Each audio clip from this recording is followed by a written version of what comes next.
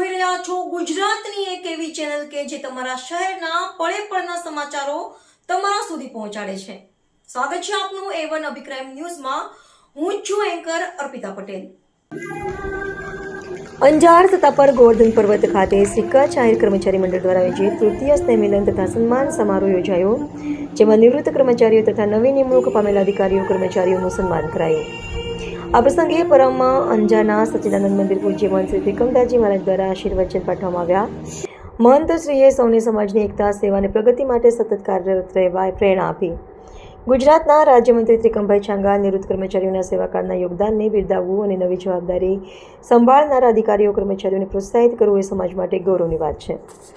આવા સ્નેહ મિલનના પ્રસંગો સમાજમાં પરસ્પર સ્નેહ, એકતા અને નવી પેઢીને પ્રેરણા આપવાનું કાર્ય કરે છે। આ પ્રસંગે કચ્છ આહિર મંડળના પ્રમુખ શ્રી તેજાભાઈ કાનગડ ઉપસ્થિત રહ્યા હતા।